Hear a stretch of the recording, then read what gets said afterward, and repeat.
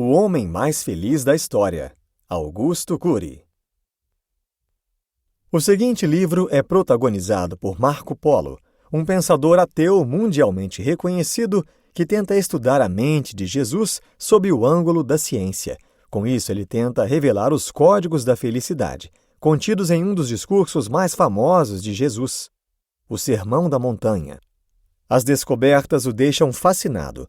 Como é possível um homem que viveu há mais de 2000 anos atrás ensinar gestão da emoção muito antes de existir a psiquiatria? É o que você vai descobrir a seguir. As equações que tiram o sono em Jerusalém.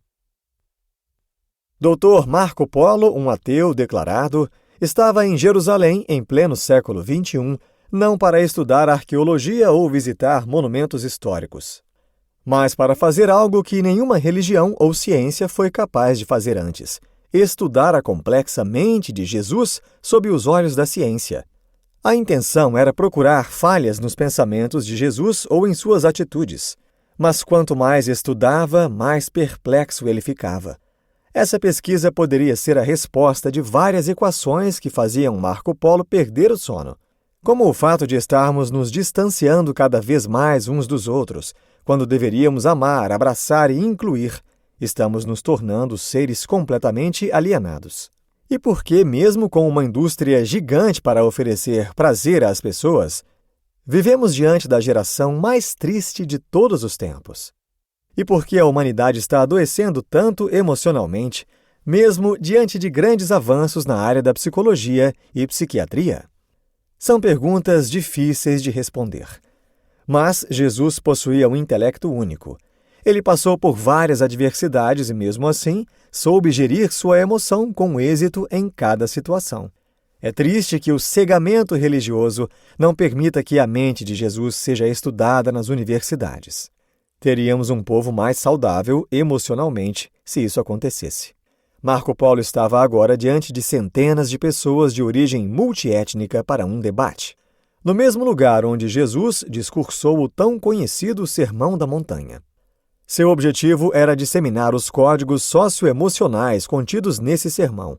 Certamente, suas descobertas iriam afetar todos os tipos de mentes, incluindo intelectuais e religiosos. Primeiro código da felicidade. Felizes os que esvaziam seu ego, porque deles é o reino da sabedoria. Para explicar esse código, Marco Polo escolheu as escritas de Mateus para reformular suas teses, apesar de que as escritas do médico grego Lucas talvez fossem mais familiares para ele. Porém, constatou que tanto as biografias escritas por Mateus, Marcos, João e Lucas eram coerentes, e que não tentavam mostrar um líder religioso ou social. As pessoas que seguiam Jesus eram chamadas de discípulos. Portanto, o Sermão da Montanha não se tratava de um líder religioso ensinando aos seus fiéis, mas de um mestre ensinando aos seus alunos. Ao ser questionado sobre qual seria o código a ser debatido, Marco Polo foi sintético e disse: felizes os que esvaziam seu ego, os empáticos, os que gerenciam sua ansiedade, os sedentos por transformar a sociedade, os solidários, os transparentes, os pacificadores da mente e os resilientes. Seria então o discurso de Jesus na montanha um conjunto de códigos para prevenir transtornos emocionais e sociais? Vale a pena considerar essa tese. A emoção atua no campo da inconsciência e por isso precisa de estímulos para ser ativada, que no caso são os pensamentos. Além disso, ela precisa do eu, que é a consciência crítica, para ser gerida. É necessário então aprender a gerir suas emoções, colocar o eu como autor da própria história. E quem não consegue trabalhar a gestão da emoção será um bebê diante das frustrações. Felizes os que empobrecem em seu espírito. Ou, como Marco Polo gostava de interpretar, felizes os que esvaziam seu ego, porque deles é o reino da sabedoria. Esvaziar o ego é esvaziar a própria mente e se desfazer de falsas crenças e falsas verdades. Todos os sentimentos de vingança, de homicídio ou de qualquer outro tipo de atrocidade é fruto de um ego inflado. Desinflar o ego é se libertar dos preconceitos e reconhecer que, por maior que seja a variedade de etnias ou culturas, somos todos seres humanos. Para Jesus, quem segue o primeiro código de forma disciplinada deixa de ser um ser humano insípido e frágil e acaba se tornando o sal da terra, não somente para matar os germes de sua estupidez ou de seus maus pensamentos, mas também para dar sabor à vida. Continuação do primeiro código da felicidade. A era da obesidade emocional e do padrão de beleza. A obesidade física mata milhões todos os anos, mas a obesidade emocional mata igualmente ou até mais pessoas. Porém, pouco é falado sobre o assunto. E os sintomas envolvem autocobrança exagerada, autoculpa, ser escravo dos padrões de beleza impostos pela sociedade e sofrer por antecipação ou viver preocupado com o futuro. Certamente muita gente apresenta esses sintomas. Guardamos tanto lixo dentro de nossa mente que nenhum aterro seria capaz de armazenar tantos resíduos. Mas o prêmio para quem busca esvaziar a sua mente é um reino, não o reino dos céus, pois este está além dos limites da ciência, mas sim o reino da emoção. Não podemos nos tornar escravos da própria emoção e deixar que as distrações do mundo moderno roubem nossa vida e nossa capacidade de gerir nossas ações. A era digital tem sido uma devastação para as pessoas. Os jovens já não encontram prazer em se relacionar com as pessoas, e com isso são tomados por uma profunda solidão que os leva a procurar refúgio nas imagens de celebridades e artistas. Portanto, o processo de esvaziamento do ego deve ser diário. Sempre duvide dos seus pensamentos. Critique suas ações e seja determinado para que o seu eu domine suas emoções, e não o contrário. Segundo código da felicidade, felizes os empáticos, porque serão confortados. Algumas versões desse código dizem: felizes os que choram, porque serão consolados. Esse código pode soar como um paradoxo, haja vista que o mestre da emoção, que desejava que a humanidade conhecesse a verdadeira felicidade, ao invés de promover a alegria, aplaudiu as lágrimas. O que Jesus queria dizer é que a empatia e a capacidade de se importar com os outros, levando em conta seus sentimentos, era um grande passo para a felicidade. Aqueles que são egoístas, por mais que tragam um sorriso no rosto, serão infelizes. Ninguém se importava tanto com os outros quanto Jesus, e ele era muito feliz. As nossas cargas emocionais são fatores determinantes para o surgimento de algumas características. Portanto, o surgimento de talentos é mais influenciado pela educação da emoção do que por fatores genéticos, mesmo que você possua um talento nato. Se sua emoção estiver desequilibrada, seu talento nunca será 100% manifestado. Por isso, muitas pessoas tímidas acabam se tornando grandes professores ou péssimos alunos e acabam se tornando grandes cientistas. Se sua emoção for frágil e sem sabor, dificilmente você desenvolverá novas habilidades. Não despreze sua criatividade, por mais que você a use para se autodestruir. Existem muitas situações que você cria na mente que não precisam acontecer na vida real para te deixar abalado. Não se perturbe. Use sua criatividade para algo bom. Cuidado com o isolamento social e com a solidão.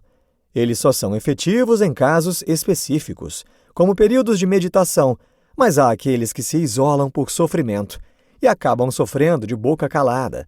Não sofra calado. Você precisa usar o seu poder de expressão, ser empático consigo mesmo e parar de se culpar. Todos somos falhos. Torne-se empático de dentro para fora. Os amigos de verdade perceberão e devolverão em troca da sua empatia. Não se contente com as redes sociais. Se seus amigos reais se contam nos dedos, não tem problema nenhum, desde que sejam verdadeiros. Terceiro código da felicidade: felizes os pacientes, porque herdarão a terra da emoção. A felicidade pertence aos pacientes e não aos ansiosos. Uma pessoa ansiosa pode até ser feliz, suas emoções vão sempre estar variando, de triste para alegre e vice-versa. Não toleram frustrações e odeiam esperar. Existem dois polos que definem a ansiedade saudável e a ansiedade doentia. A ansiedade doentia trata-se de pessoas que vivem inquietas, presas em seu lixo mental. Já a ansiedade saudável é aquela motivadora que precede um acontecimento bom. Mas não ser ansioso não significa ser acomodado. É preciso encontrar o equilíbrio para que você não permaneça sempre no mesmo lugar. Para Jesus, nós não deveríamos nos irar, ter ataques de raiva ou ansiedade, algo que é muito comum nos dias de hoje. Precisamos ser pacientes e empáticos para contagiar o ambiente à nossa volta. Não podemos viver preocupados, até porque isso não nos acrescenta nada de bom. Apenas toma nosso tempo e prejudica nossa saúde.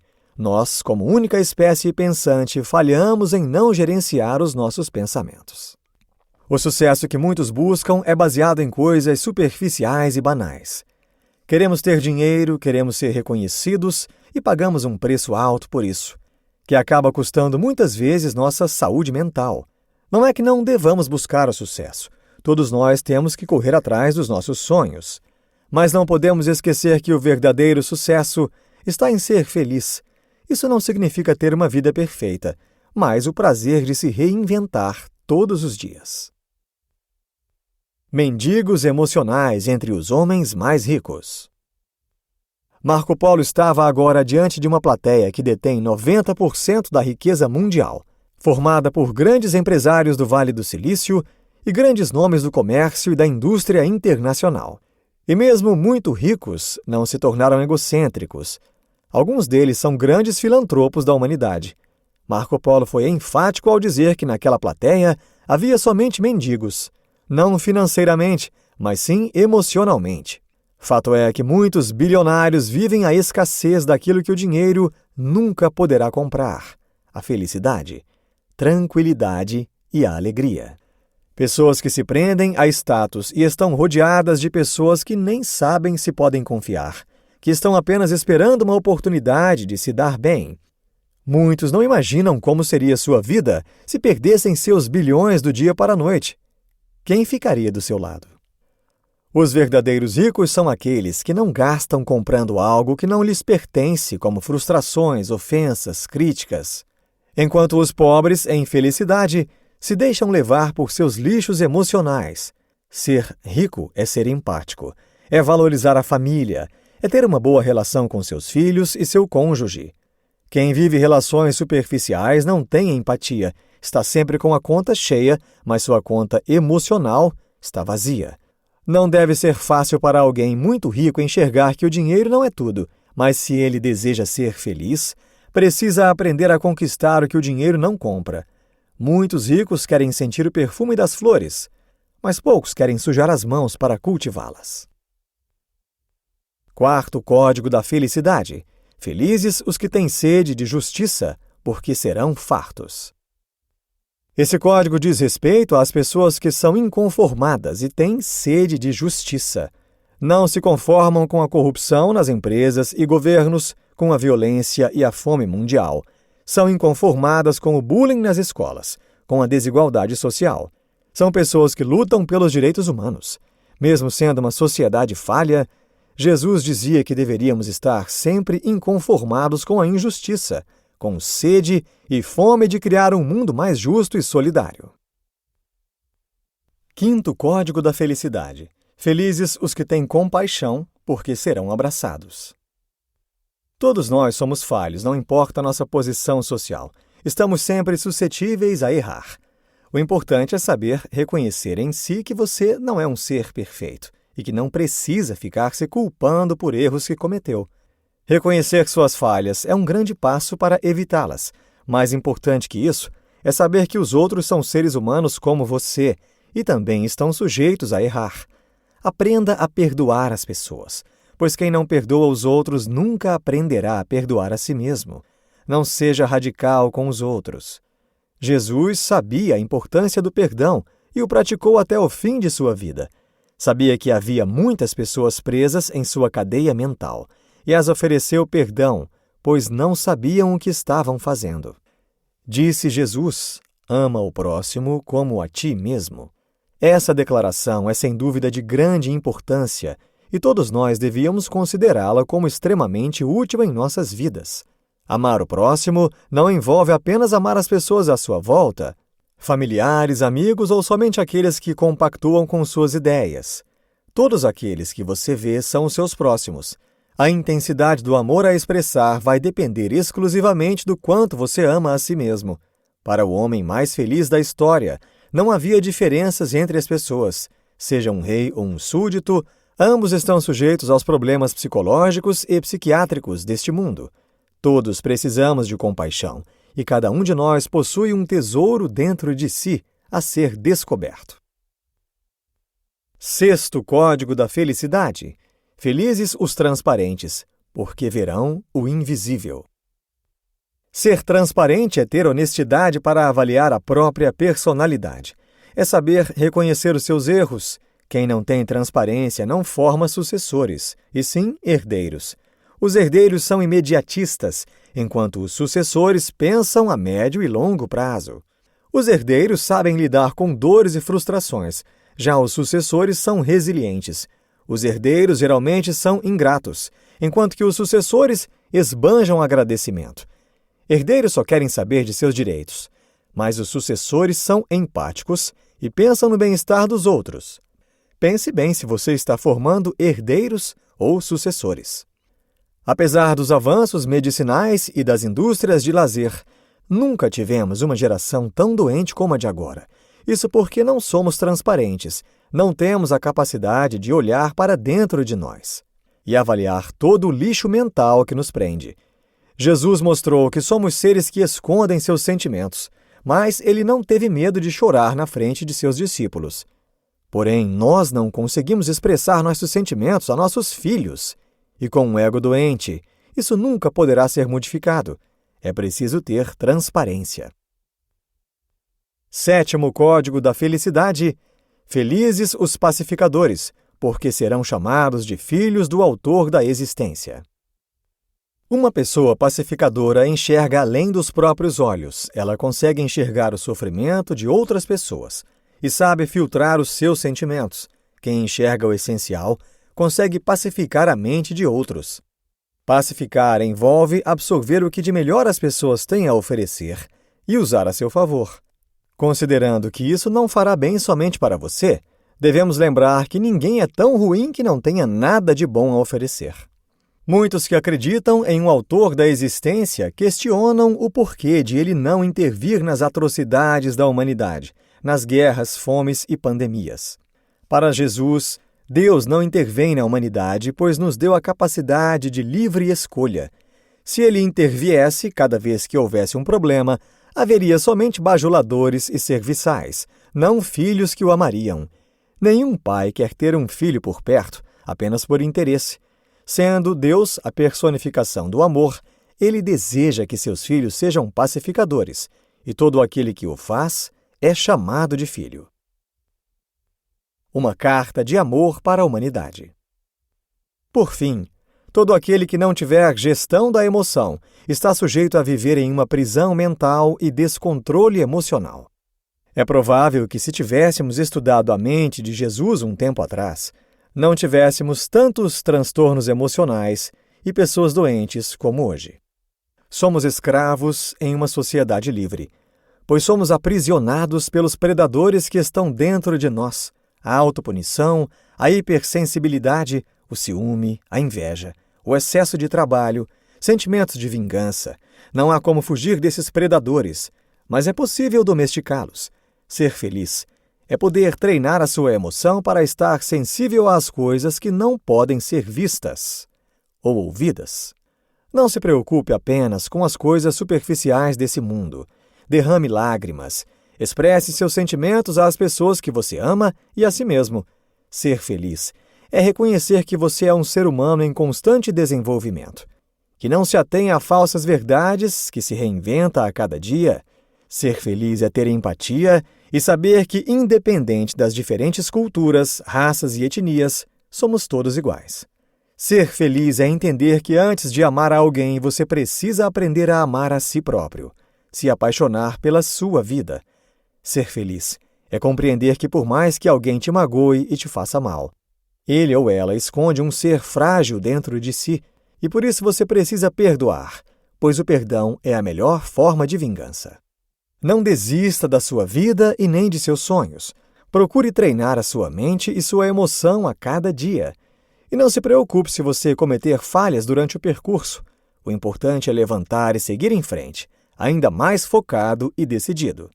E nas últimas palavras de Marco Polo, que nas suas primaveras emocionais você seja amante da alegria e nos seus invernos existenciais seja amigo da sabedoria. Insights. A melhor maneira de se vingar de um inimigo é perdoando-o. Os verdadeiros ricos são aqueles que não gastam comprando algo que não lhes pertence, como frustrações, ofensas, críticas, enquanto que os pobres, em felicidade, se deixam levar por seus lixos emocionais. Ser rico é ser empático, é valorizar a família, é ter uma boa relação com seus filhos e seu cônjuge. A intensidade do amor a expressar vai depender exclusivamente do quanto você ama a si mesmo. Não basta somente ter fé, é preciso agir. Neste livro, você aprendeu que a complexidade da mente de Jesus intriga a todos, desde as pessoas mais simples até o mais intelectual dos cientistas. Ele nos mostra que a gestão da emoção é essencial para uma vida livre e equilibrada, sendo essa a verdadeira riqueza que o dinheiro não pode comprar. A felicidade começa dentro de cada um de nós, reconhecendo nossas falhas, esvaziando o ego e sendo empático com as pessoas, considerando que o caos exterior só pode ser controlado se o eu estiver em paz e devidamente organizado.